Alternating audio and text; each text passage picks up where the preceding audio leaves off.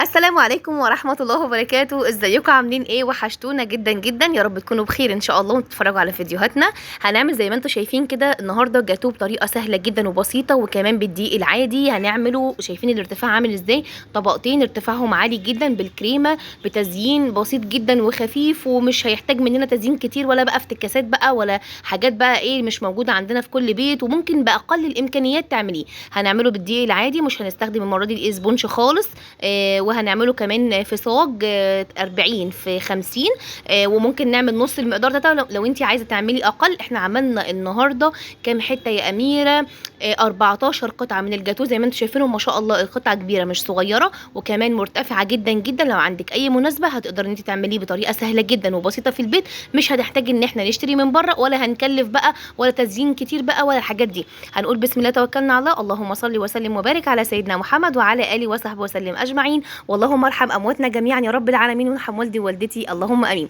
هنبتدي في المقادير زي ما انتم شايفين، وهكتبها لكم على الشاشه برده. دي كوبايه ونص من الدقيق، حاطين عليهم ربع كوبايه من النشا. شايفين الكوب المعياريه دي انا شغاله بيها. حطيت عليهم كوبايه الا ربع او كوبايه الا معلقتين من السكر، وحطيت كمان معلقه كبيره من الكيك شيف. وكذا مره اقول يا جماعه كيك شيف ده احسن حاجه تعملي بيها التورت والجاتوهات والحاجات اللي هي تبقى ايه فيها كريمات والكلام ده. ارتفاعه حلو جدا، وكمان المحسن فيه حلو جدا جدا جدا.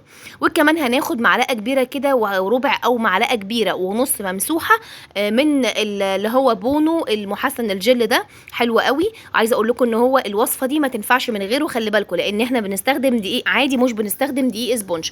وكمان هنشتغل ب5 من البيض. طبعا حطينا كل المكونات على بعضها زي ما انتم شايفين، وهننزل عليها بمعلقه كبيره من الخل. دي الفانيليا، طبعا البيض يبقى فانيليا عشان ما انساش معلقه كبيره من الخل كمان. وهنزل بنص كوبايه من الميه زي ما انتم شايفين كده. انا بوريكم الاكواب المعياريه بتاعتي اللي انا بشتغل بيها، وكاتبه عليها من ورا كمان، بحيث ان انا يعني ايه انا نفسي عشان ما بقاش ناسيه انا بشتغل بايه. يعني ساعات دماغي بتروح مني كده، واجي امسك الكوب المعياري ابص فيه يا ربي هو ده ربع ولا نص ولا ده تلت ولا ايه. ببقى كاتبه عليه كده بقلم كوريكتور من ورا. اكتبي عليه برضه عشان ما تنسيش. زي ما انتم شايفين كده. هنخلط بقى المكونات دي كلها في بعضها. طبعا العجان هيقوم بالواجب والزياده، هياخد معانا حوالي من 5 ل10 دقايق في العجان. لازم القوام بتاعنا يتقل، وهتشوفوه دلوقتي هيبقى عامل ازاي. وهيبقى مالي البوله كده معانا. المقادير زي ما انتم شايفينها على الشاشه هتنزل لكم دلوقتي. دي المقادير معانا اهي. بصوا بقى يا جماعه، انا جبت الصاج بتاعي 40 في 50. 40 في 50 بطنته بالورق بتاع الحواوشي. ما حطيتش ورق زبده، انا ما عدتش بستخدم ورق زبده زي ما انتم عارفين طبعا عشان هو مكلف. ورق الحواوشي كده بطناه ونزلنا بيه بالخليط وسويناه، ورجعنا مسكنا بقى الخله بتاعت الشيش دي، قعدنا نعمل بها دوريات دي. اولا فكره الدوريات دي انا واخداها بصراحه من مياده من فانيليا ومستكه. اللي اولا بتخرج كل فراغات الهواء، ثانيا بتخلي سطح الكيك معايا مستوي. هندخله بقى على درجه حراره، طبعا لازم يكون الفرن شغال من اول ما اشتغل في المقادير. اعلى درجه حراره في الفرن عندك 180. اخد معايا بالظبط ربع ساعه في الفرن، وطلعته اختبرته لقيته تمام وزي الفل. هغطيه، هنشوفه دلوقتي، هنغطيه مع بعض واسيبه يبرد تمام. لكن هنا كنت بعمل الكريمه، حطيت كوبايه من اللبن عليها حوالي نص كوبايه من السكر. وطبعا السكر ده يرجع لك انت. معلقه كبيره من الباستري كريم، ومعلقه كمان من اللبن البودر زي ما انتم شايفين، ونزلت عليهم برده كوبايه كبيره من الكريم شانتيه. يبقى الكريمه عملنا كوبايه كريمه على كوبايه لبن على معلقه لبن بودر. لو انت ما عندكيش لبن عادي حطي لبن بودر. انا بحب احط كمان معلقه لبن بودر، بيعزز الطعم قوي معايا. وكمان معلقه باستري كريم بتعزز الطعم قوي قوي قوي معايا.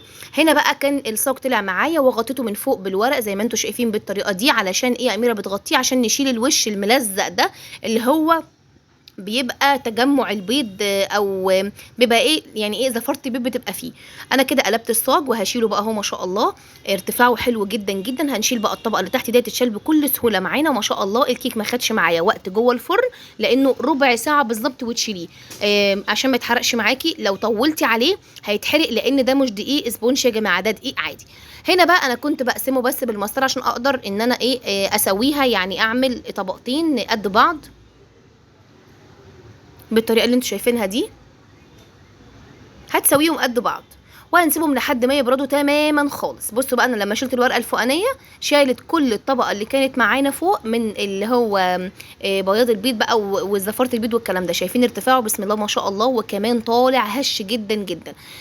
حلو قوي. اللي ما عندوش دقيق اسبونش يا جماعه في بلده او في المكان اللي هو فيه عادي جدا هنعمل بدقيق عادي، ولكن زي ما انا قلت الوصفه دي ما تنفعش الا لما يكون معاها محسن جل، وهاتوا انضف محسن جل تستخدموه هو محسن جل بونو.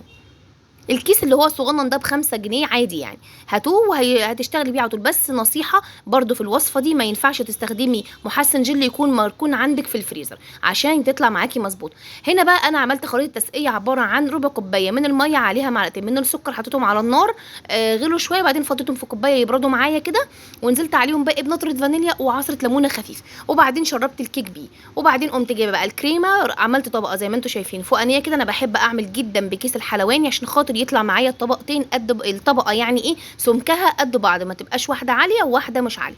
هنا بقى طبعا انا كنت عملت الطبقه الثانيه برده بنفس النظام، ولكن احنا اسفين جدا جدا لان النور عندنا اكيد عندكم انتوا كمان بيقطع، يعني كل شويه النور يقطع. فالحمد لله والشكر لله احنا عارفين اصلا نتعايش في الجو الحر اللي احنا فيه ده. جبت بقى جيلو مانجا من عند طبعا مستلزمات الحلواني. الكيس ده ب 25 جنيه، كان ب 20 وبقى ب 20. طبعا كل حاجه عماله تغلى لنا الله، يعني الحمد لله والشكر لله. قسمت بقى ده نصين. قبل ما اقسمه عشان تبقوا واخدين بالكم، انا بعد ما خلصت الطبقتين، الطبقه الاولانيه والطبقه الثانيه، وجلستها من فوق بالطريقه اللي انتوا شايفينها دي، اخدتها ودخلتها الفريزر مش اقل من ساعتين 2. ليه؟ علشان وانا بفرد زي ما انتوا شايفين الجيلو فوقيها كده ما يسحش مني وما يجيبش معايا طبقات من الكريمه مع الجيلو. زي ما انتوا شايفين لازم تخش يا اما من بالليل للصبح، يعني لو انت بتجهزي الاوردر او حاجه من بالليل للصبح، لو كده مش اقل من ساعتين، خصوصا ان احنا في الحر. طبعا لو في الشتاء مش هياخد معاك على فكره نص ساعه في الفريزر، وهيكون متماسك كويس جدا معاك.